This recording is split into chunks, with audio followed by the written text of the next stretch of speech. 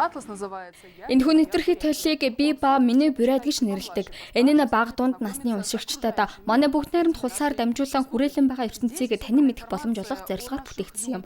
Энд манай хүмүүс аймаг сумд соёлын онцлог зэрэг олон мэдээллийг багтаасан.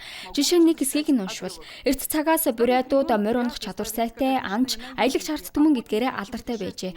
Тэд Монгол, Хятад төвд рүү чиглэсэн замыг сайн мэддэг байсан. Энэ ном бурайд, орц гэсэн хоёр хэл дээр зэрэг хэвлэгдсэн. Энэ толийг өнгөрснөөс ирсэн мэндчилгээ гэж нэрлэж болох юм.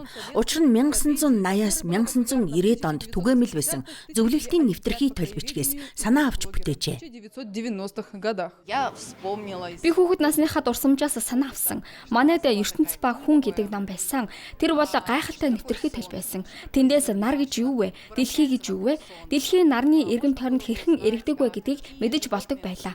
Мөн Өмнөд Америк, Европ, Аз тивд ямар амьтад гэдгийгч мэдэж болдог байсан. Номын бүтээлд янз бүрийн салбарын 10 гаруй мэргэжилтэн оролцсон байна. Бидний ажлыг бүтэн жилийн турш хийсэн олон хотын зохиогчдоос бүрдсэн том баг ажилласан юм а.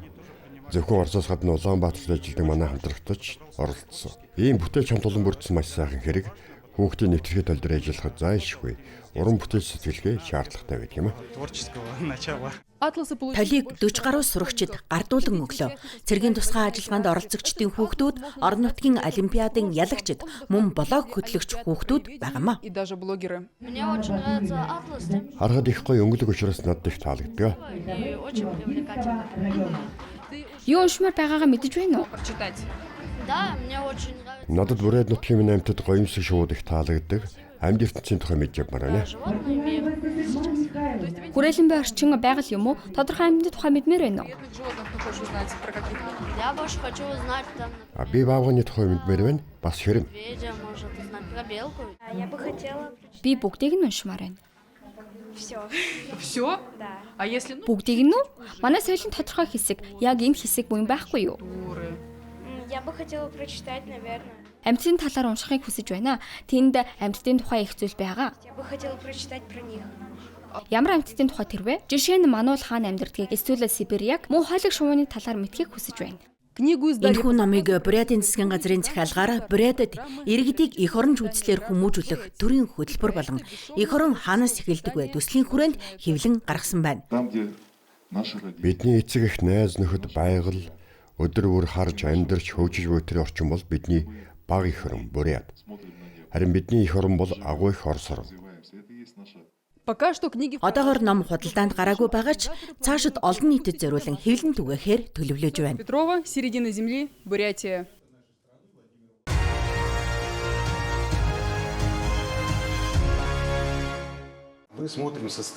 Бид зүрхний улчин хэсэгчилсэн агшилтын байдлыг амралтын үед нь харж байна.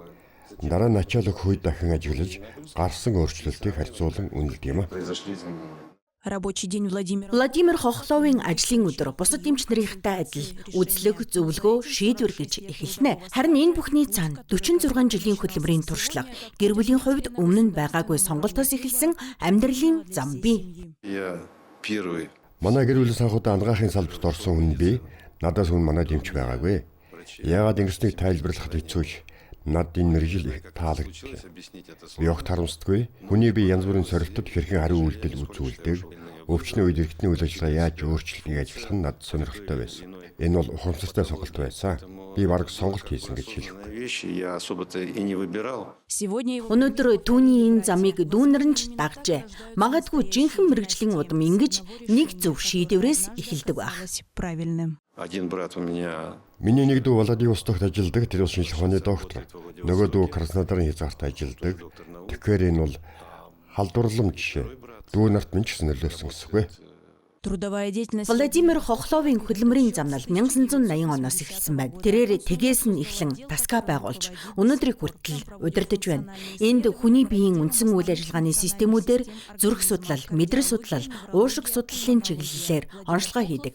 Тэрээр эмнэлгийн тусламж үйлчилгээний 41 технологийн стандартыг эмнэл зүйн практикт нэвтрүүлсэн хүн юм. Мөн шинжлэх ухааны ажилд идэвхтэй оролцож 150 гаруй эрдэм шинжилгээний бүтээл, эмчнэрт зориулсан гарын авлага, зөвлөмж, 3 нэг сэдвэд зохиол тус бичжээ. Онцлогооны төвд ажиллахаас гадна би өмнө нь ч одоо ч эмчнэрийн мэргэжил дэвшлүүлэх академид ажиллаж байна. Миний клиник практик ажил үргэлж багшлах үйлстэй хосолж ирсэн. Надтай хамт ажиллаж байгаа бүх ажилтныг энэ академиар дамжин бэлтгэгдсэн, бүгд суралцсан.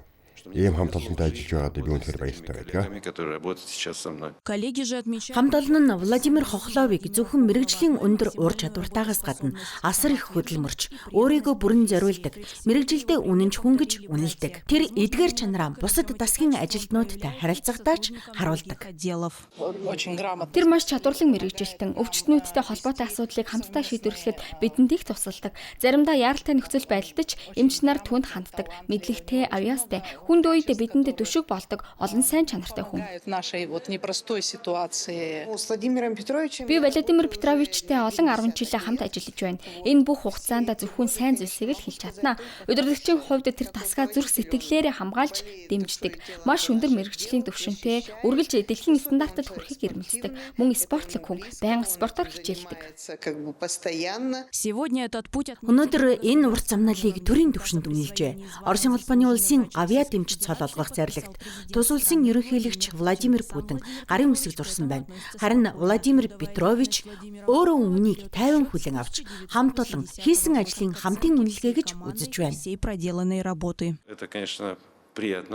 Ийм өндөр цол хүртэнэ гэдэг бол мэдээж сайхан хэрэг. Энэний хариуцлага дагуулдаг.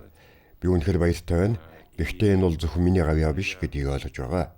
Энэ бол хамт олон онцлогын төв ерөнхий эмч болон бүх ажилтнуудаа хамтран ажилласны үр дүн юм. Энэ цол бол урт замналын дүгнэлт. Гэхдээ түүний хувьд төгс биш. Харин өөрийн зөв зам дээр явж байгааг батлах бас нэгэн нотлогоо болж байгаамаа.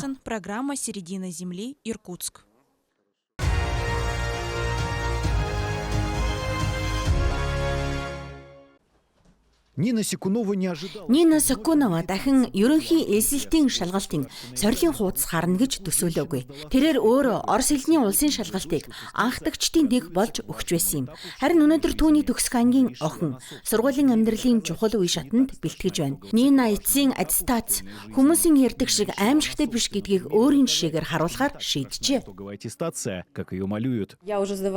Би ээш өгч байсан. Тэр үед туршилтын жил байсан. Анх нэвтрүүлж байх үеэр нь 2004 онд Орос хэлний математикийн шалгалт өгсөн.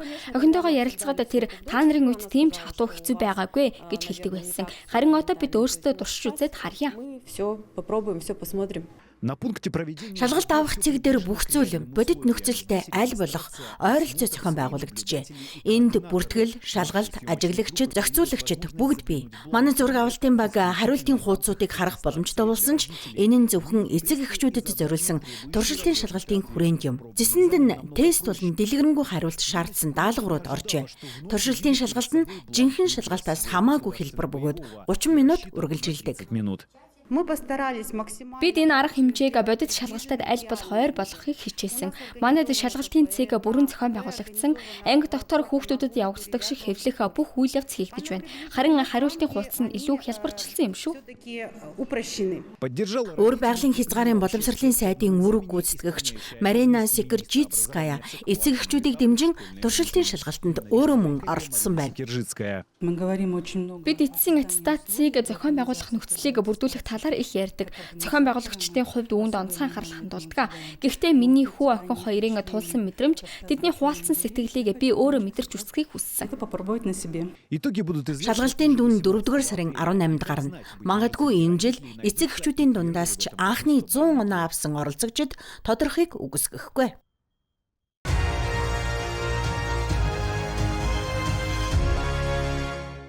Калмыкии стартовал фестиваль тюльпанов. Халимагт алтан зүйл цэцгийн наадам эхэллээ. Хаврын гол баярт зориулсан арга хэмжээнүүд Элстэй хотын олон байршилд зохион байгуулагдаж байна. Тухайлбал хотын төвд байрлах 7 өдрийн пагода соёлын зохицлбарын талбайд Халимаг хотон угсаатны гэрүүдийг байрлуулжээ. Нийслэлийн оршин суугчид болон зочдод гар урлалын бүтээлүүд, үндэсний хатгамал эдлэлүүдийг дэлгэн үзүүлж, Халимаг ардын соёл, ахуй амьдрал, аман зохиолтой танилцуулсан байна. Мөн тайзнаа Халимагийн уран бүтээлчид, хамтлагууд, ардын эрч хүчтэй бүжгээр үзэгчдийг баясгалаа. Коллективы и ансамбли Калмыкии.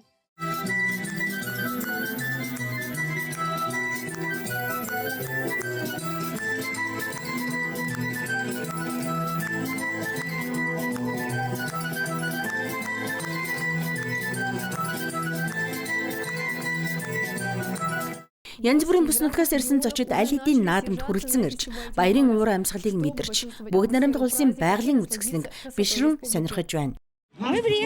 Бид Карачая Черкесээс ирсэн. Танай бараг хөршүүд гэсэн үг. Байгаль үнэхээр их таалагдлаа. Танай цэцэрлэг түрээлэнгээр алхах боломж олгосонд маш их баярлалаа. Ставрополийн хязгаараас ирсэн. Бид Эстэ хотод байнга ирдэг. Халимаг улс улам сайжирч илүү цэвэр үзэмжтэй болж шин барилууд нэмэгдэж байна. Бид үүнийг анзаарч харсан.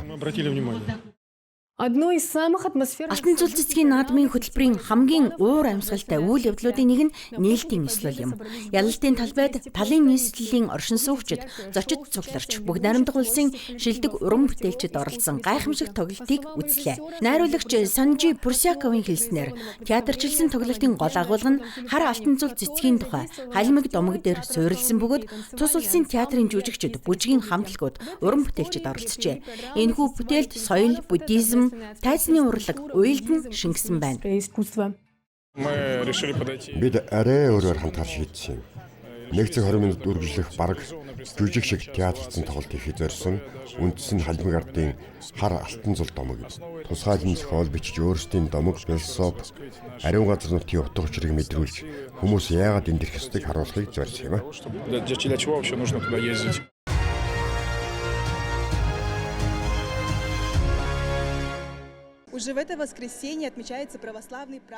Нямгарагт үнэн алдартны Пасхын баяр тохиолоо. Тун удахгүй Якутс хот болон түүний ойролцоох сурангуудын дэлгүүрийн лангуунууд күлэшээр дүүрэх болно. Энд бид аль хэдийн олон күлэш үйлдвэрлэгдсэнийг харж байна. Жишээлбэл энд күлэшийг чимэглэх үйл явц өрнөж байна. Энд чихэр дүрхлэг чимэглэлийн үрэл, харин энд аль хэдийн бэлэн гоёмсоор чимэглэгдсэн күлэшнүүд байна. Күлэш нь мөнхийн амьдрал, сүнслэг дахин төрлийн бэлэгдэл бөгөөд Христийн Пасхын баярын зайлшгүй амтд цог болж хэдэн зууны өмнөөс Оросын уламжлалт бий болжээ. Өнөөдөр Якутскийн талх нарийн бомны үйлдвэрт Иро Манах Накиндер бэлэн болсон күлэшнүүдэд аршаан цацаж, ажилчдыг адислан, үйлдвэрлэлийн явцад ч сүнслэг утгыг хадгалах нь чухал гэдгийг онцлсан байна. Яг энэ уламжлал ба орчин үеийн үйлдвэрлэлийн нэгдэл нь баярын уур амьсгалыг өнөөхөр айлбар хүргэсээр байна. Жилд ганцхан удаа Пасхын өдрүүдэд эдгээр талх нарийн бомны бүтээгдэхүүнүүд онцлогтой болдог. Учир нь энэ бол бид бүгдэд зориулсан Пасхын өргөл бэлтгэл юм. Бид залбиралдаа эдгээрийг хийж буй хүмүүр тэдний ойр дотныхны төлөө өрөөж, Бурхан тэдний санаа зорилгыг адислан үйлдвэрлэх үр дүнд баяр хөөргийг хүмүүр төрөхийг хүсдэг. Сүүлийн 25 жилийн турш өөрчлөгдөөгүй жорн ямар ч өөрчлөлт хүлээн зөвшөөрдөггүй. Зөвхөн дээд зэргийн горил, шинэхэн сүү, өндөг, байгалийн хөрөнгө нь жинхэнэ орц найрлага. Нэг ээлжийн күлэш бэлдэх гэхэд ойролцоогоор 9 цаг зарцуулдаг. Баяр ойр дахь тусан үйлдвэрлэл 24 цагийн турш явагдаж хүмүүр ширээн дээрээ шинэхэн күлэш дагаар Пасхыг угтах боломж бүрднэ. Күлэш хийх процесс нэлээд урт хугацаа шаарддаг. Эхлээд гурилзуур нь зурамг нь тос, сахар, ванилийн үзэм ихтэй баялах тул удаан хугацаанд нисэх шаардлагатай. Ойролцоогоор 9 цаг. Дараа нь дахин нухаж хэсэглэн тодорхой жинтэй болгоод хэвэнд хийж улмаар хөөлөх шат руу шилждэг. Ингээд ойрын өдрүүдэд дэлгүүрийн лангуунууд шинэхэн англин үнэртэй күлэшээр чимэглэгдэх нь энгийн нарийн боовыг Пасхын бэлэгдэл болгодог хамгийн чухал орц нь граммаар хэмжигдэхгүй. Энэ бол хичээл зүтгэл, залбирлын онцгой утга учир юм.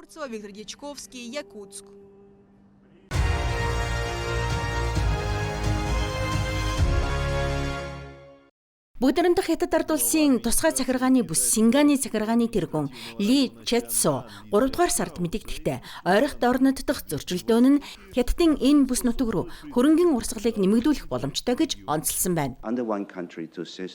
Нэг улс хоёр систем бодлогын ачаар Сингапур маш аюулгүй бүс хэвээр байгаа. Энэ ойрох орны өнөөгийн нөхцөл байдалтай эрс ялгаатай. Тиймээс хөрөнгө төрөлжүүлэхийн зэрэгцээ хадгалж хамгаалах хүсэж байгаа хөрөнгө оруулагчид компаниуд Синганы анхаарлаа зайлшгүй хандуулах болно. Шинжигчдийн үндэс байгаагаар ойрох орнод дахь мөргөлдөөний нөхцөлд хөрөнгө оруулагчид Дубай, Абу Дабигийн оронд шинэ хувилбар хайж байгаа бөгөөд энэ нь Синган шиг ашиг хүртэх боломжтой гэнэ. Өнөөгийн нөхцөл байдлын дунд Синган нэлээд доктортой харагдаж байна. Магадгүй Сингапураас ч илүү доктортой байж болох юм а. Учир нь их газрын Хятад стратегийн нөөц эрчим хүчний өөр их үзүүрийн ачаар хямралд өндөр төсвөртэй байгаагаа харуулж байна. Сүүлийн жилүүдэд Сингапур болон Персийн булангийн орнуудын хамтын ажиллагаа бэхжижээ. Дубай, Абу Даби зэрэг томоохон санхүүгийн төвүүдтэй хэлэлцээр байгуулсан. Мөн Саудын Араб болон Сингапур хамтран 1 тэрбум Америк долларын хөрөнгө оруулалтын сан байгуулж, Сингапур болон Хятадын их булангийн бүсийн компаниудыг Саудын зах зээлд гаргах зорилготой ажиллаж байна. Сингапурын хөрөнгийн биржч ойрхон орнуудын тусгаар сангуудын анхаарлыг татжээ. Гэсэн хэдий ч эдийн засагчдын үзэж байгаагаар бүс нутгийн дайн нь шууд хөрөнгийн урсгалд сөргөөр нөлөөлнө. Персийн булангийн орнуудын гадаадд оруулсан хөрөнгө тэр дундаа хараахан хэрэгжүүгүй шин төслүүдийн ихэнх нь цааш ахихгүй байх магадлалтай. Учир нь эдгээр хөрөнгийг бүс нутагтаа үлдээж, сүйдсэн дэд бүтэц, ялангуяа эрчим хүчний салбарыг сэргээх, бүр цаашлаад алдагдлыг нөхөхөд зарцуулах шаардлагатай болно. Сингапурын эрх баригчид энэ бүсийг хөрөнгийн урсгал татах намгүм бомб хэмээн онцолж байгаач. Шинжээчид дэлхийн түүхийн эдийн үн цаашид өсгөн хэрэглэгчид болон бизнесийн эргэлтийг бууруулах эрсдэлтэйг анхааруулж байна. Александр Яровой, Лора Уэстбрук, CGTN.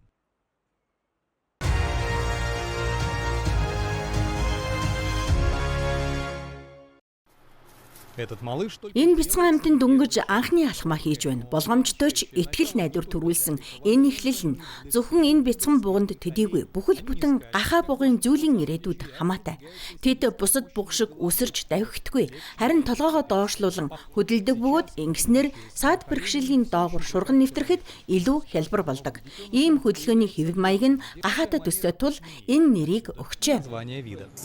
Одоогоор Хятадын ердөө 3 амьтны хүрээлэнд гахаа буг байдаг. Манайха хамгийн том нь бөгөөд нийт сүргийн 70% эзэлдэг. Өнөөдөр Хятад дахь гахаа буг зөвхөн хүний асаргааны ачаар амьд үлдэж байна. Энэ амьтны хүрээлэнд эрдэмтэд амьтан бүрийг нарийн хянаж судалж байна.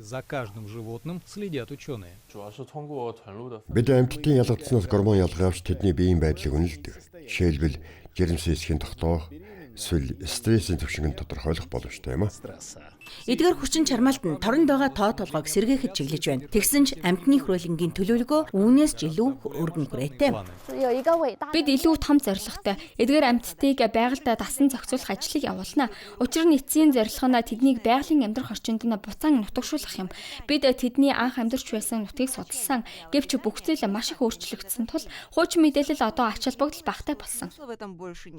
Одоогор бүх анхаарал амьтдыг ирээдүйн амьдралд бэлтгэхэд төвлөрч байна. Эхний алхам нь хүний оролцоог аль болох багасгах. Бидний зарчим бол хит ойр харилцаанаас зайлсхийх. Учир нь байгальд гарсны дараа хүнтэй дассан байвал ямар үр дагавар гарахыг таамаглахад бэрх. Өнөөдөр гахаа бугын ирээдүй хүний гарт хэвээр байна. Гэвч шинээр төрөх бяцхан амьтан бүр энэ зүйлийг байгальд эргэн нутагшуулах итгэл найдварыг улам бэхжүүлсээр байна. Денис Чижов, Алиса Косюк, Тау Юань, CGTN, Чинду.